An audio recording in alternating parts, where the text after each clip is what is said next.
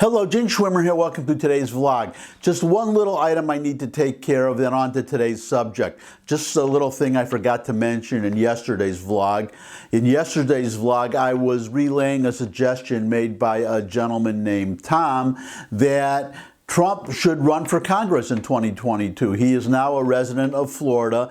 Because of reapportionment, I am pretty sure, I'm reasonably confident that Florida will gain a congressional seat. Trump should run for that seat or run for a Democrat's seat. Any seat in Florida, he probably would win. And then if he is elected in 2022 to the House, run for Speaker. He probably would win that position too.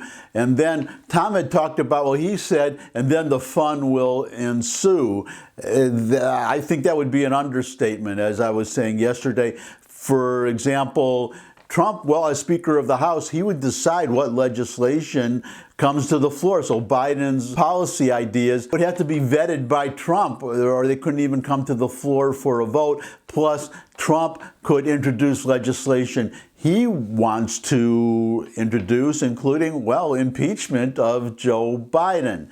I don't know if that would happen, but I forgot to mention one thing. Well, I had also mentioned that Biden would be forced to negotiate with Trump on legislation. The press would have to cover it, on and on and on. I'm not going to go through the whole vlog that I did yesterday, but I forgot to mention one of the best parts of Trump being elected Speaker of the House. Traditionally, when a new Speaker takes over, the old Speaker hands the gavel over to the new Speaker. The Speaker right now is Nancy Pelosi, so we would get to see Nancy Pelosi handing the gavel of the speakership to Donald Trump, the man that she impeached twice. I wonder if she'll even show up, but I just had to mention that because that is something I would love to see. So that's my unfinished business. Now on to new business. Now, you saw the title, the Australian media doing work that our media won't do. This harkens to a suggestion I had made a number of times, which is that if you want to know what's going on in our country, you have to watch, listen to, read the foreign media. That's why, as I've said in the past, I get most of my news from the internet. I don't even own a TV. I can go on YouTube to see video of important news if I need to see it. But the problem we have with our media, as I've said and many people have said, and especially conservatives had said, and by the way, full disclosure, I'm a conservative, so always keep that fact in mind when you listen to whatever I have to say. As I was saying, conservatives are especially aware that we have a very biased media. The media are overwhelmingly liberal. So we know about the Hunter Biden scandal, what the media did. They just buried it. You don't know what's going on in this country if you just rely on our media. I am going to give you a prime example today. I'm going to show you two videos. So the first one, I have to give you a headline here. I'm going to read you some excerpts from an article. By the way, I always link to these articles that I cite in the description, so you can go there and read the whole article. But here's the article. Jen Psaki, who, by the way, is Biden's press secretary, if you didn't know that. And I can't listen to more than 5 seconds of Jen Psaki before I'm missing Kayleigh McEnany, because she seems to see her job as Psaki's job as avoiding questions and not answering questions. So this is a prime example of that. Back to the headline. Jen Psaki is asked when Biden will hold, quote, first solo presser, unquote. Her answer raises more uncomfortable questions. It has been over 1 month since Joe Biden was sworn in as the President of the United States. Since that time, Biden has made public statements here and there and held a few carefully controlled pressers with his handlers by his side, some of which included either reporters or questions that were pre-selected. He also participated in a predictably friendly town hall on CNN last week where he made some questionable claims that, of course, went mostly unchallenged by moderator and anchor Anderson Cooper. One thing Biden hasn't done in the last month, however, is to hold a solo press conference with the White House press corps.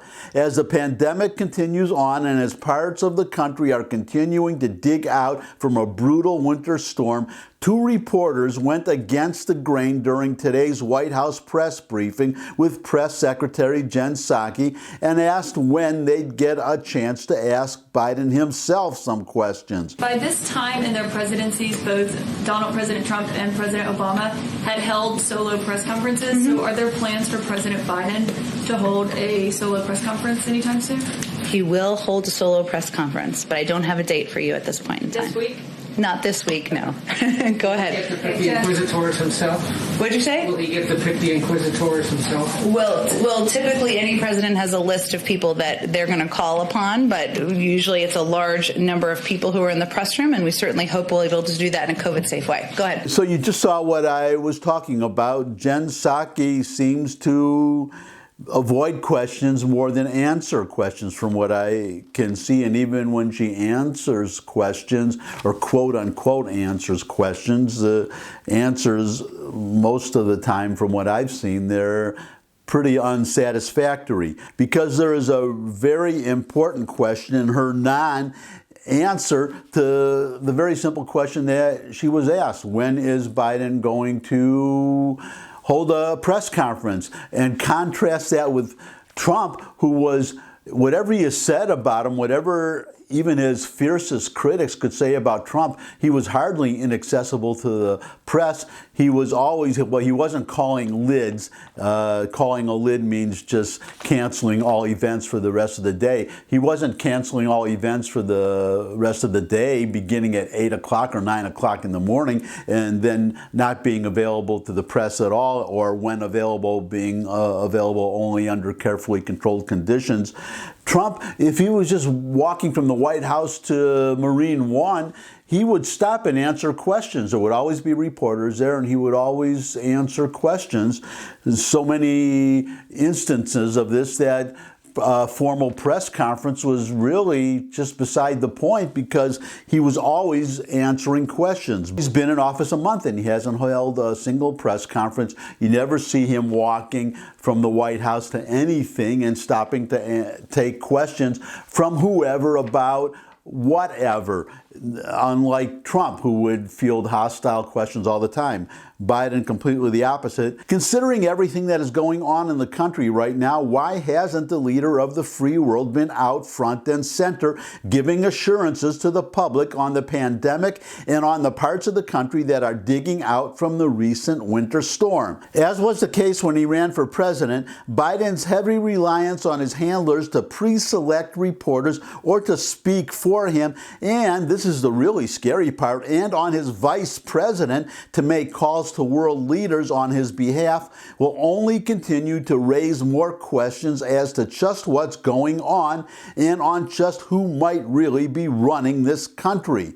Amen. And this gets to the main subject for today, that if you want the answer to that question, you have to go to the foreign press. And I'm going to show you a video now, a clip, a news report from Sky News, which is a European station. It's owned by Rupert Murdoch. This is the Australian branch of Sky News, or it's an Australian reporter.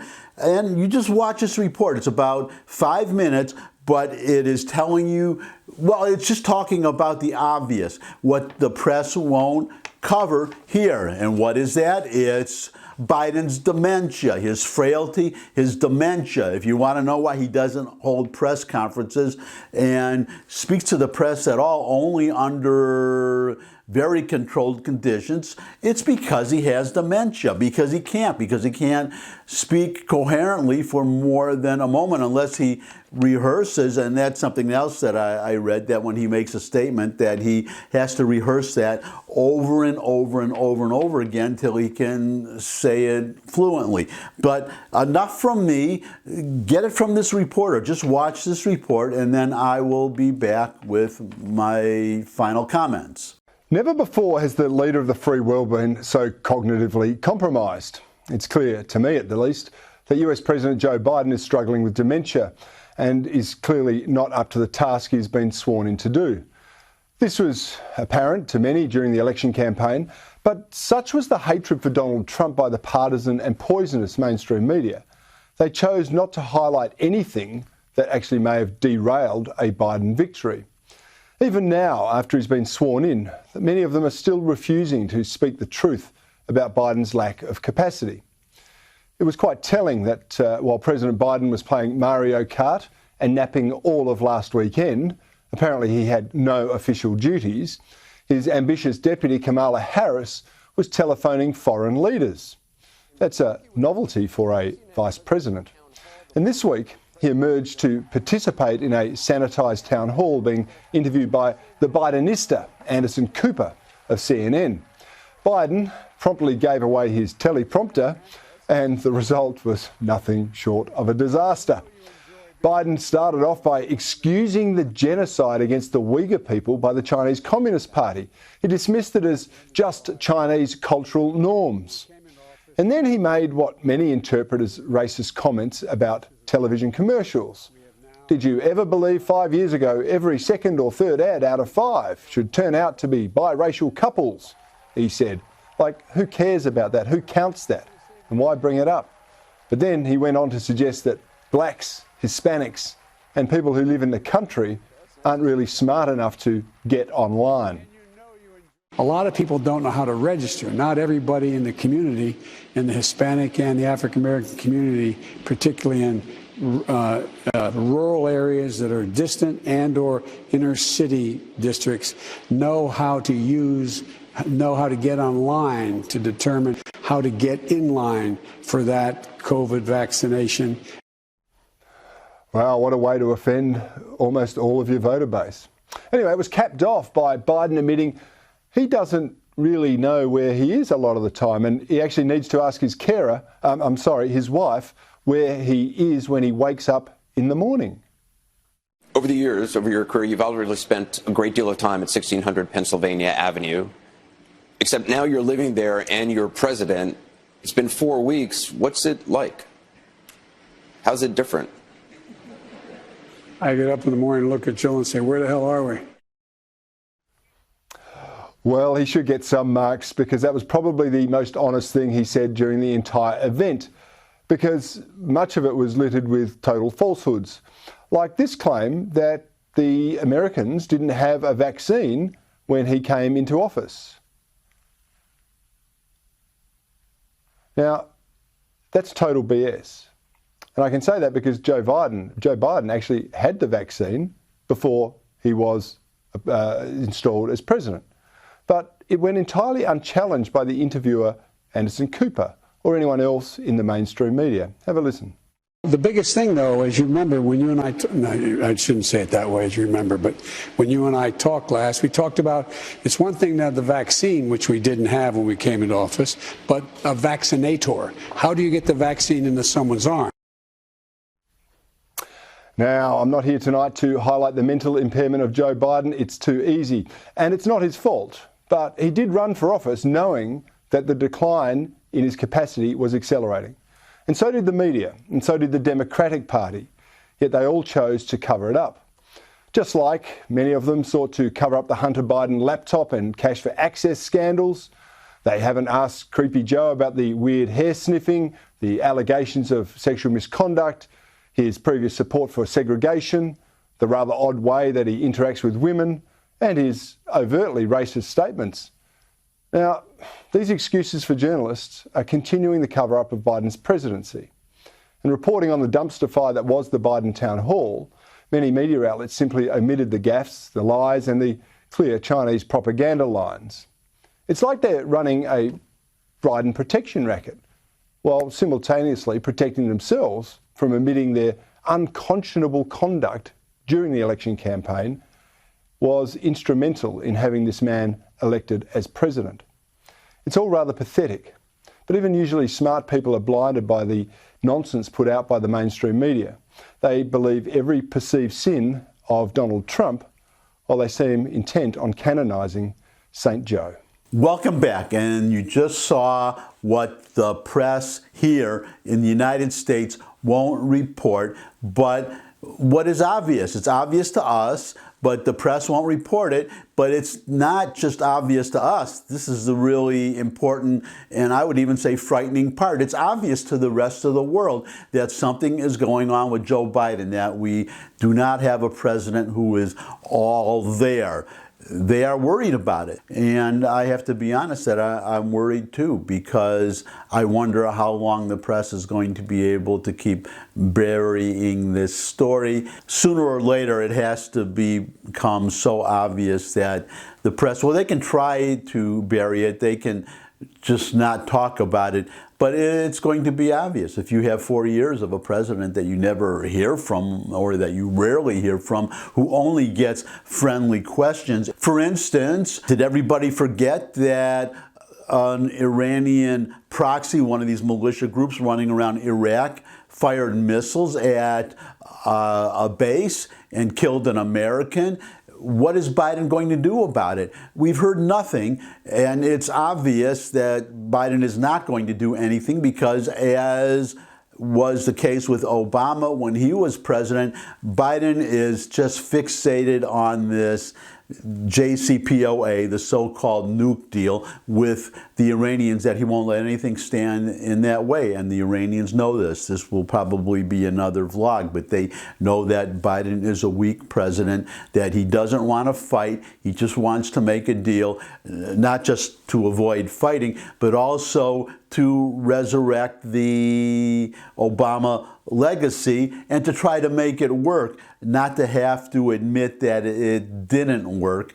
He's going to try to make it work again, even though it's obvious, even though Trump proved him wrong, as Trump has proved so many of his critics wrong on, well, especially foreign policy.